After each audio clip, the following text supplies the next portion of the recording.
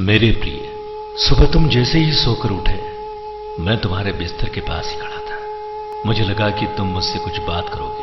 तुम कल या पिछले हफ्ते हुई किसी बात या घटना के लिए मुझे धन्यवाद कहोगे, लेकिन तुम फटाफट चाय पीकर तैयार होने चले गए और मेरी तरफ देखा भी नहीं। फिर मैंने सोचा कि तुम नहाने के बाद मुझे याद करोगे, पर तुम इस उधेड़-बुन में लग गए कि तुम्हें आज कौन से कपड़े पहनना है।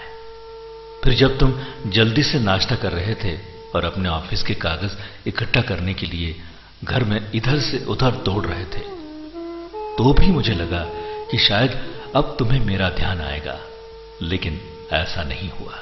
फिर जब तुमने ऑफिस जाने के लिए ट्रेन पकड़ी, तो मैं समझा कि इस खाली समय का उपयोग तुम मुझसे बातचीत करने में करोगे, पर तुमने थोड़ी देर पेपर पढ़ा और फिर खेलने लग गए अपने मोबाइल में, और मैं खड़ा का खड़ा ही रह गया। मैं तुम्हें बताना चाहता था कि दिन का कुछ हिस्सा मेरे साथ बिताकर तो देखो, तुम्हारे काम और भी अच्छी तरह से होने लगेंगे, लेकिन तुमने मुझसे बात ही नहीं की।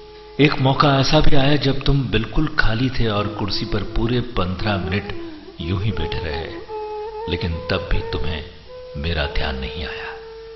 दोपहर के खाने के वक्त जब तुम इधर उधर देख रहे थे, तो भी मुझे लगा कि खाना खाने के पहले तुम एक पल के लिए मेरे बारे में सोचोगे, लेकिन ऐसा नहीं हुआ।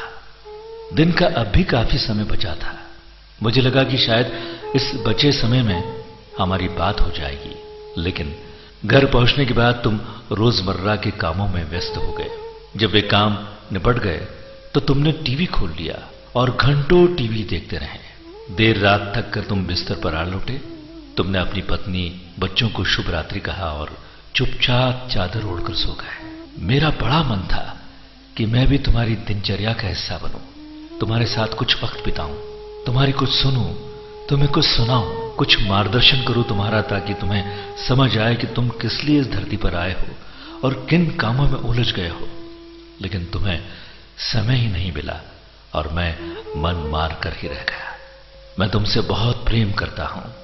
हर रोज मैं इस बात का इंतजार करता हूं कि तुम मेरा ध्यान करोगे और अपनी छोटी छोटी खुशियों के लिए मेरा धन्यवाद करोगे, पर तुम तभी आते हो मेरे पास जब तुम्हें कुछ चाहिए होता है। तुम जल्दी में आते हो और अपनी मांगे मेरे आगे रख के चले जाते हो, और मजे की बात तो यह है कि इस पूरी प्रक्रिया में तुम मेरी तरफ देखते भी नहीं हो। ध्यान तुम्हारा उस समय भी लोगों की तरफ ही लगा रहता है और मैं इंतजार करता ही रह जाता हूं।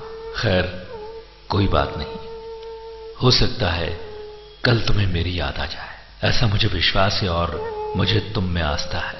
आखिरकार मेरा दूसरा नाम आस्था और विश्वास ही तो है। तुम्हारा ईश्वर, तुम्हारा भगवान, तुम्हारा खुदा। ये खत हर उस इंसान के नाम है जो भागदौड़ में उसे भूल गया।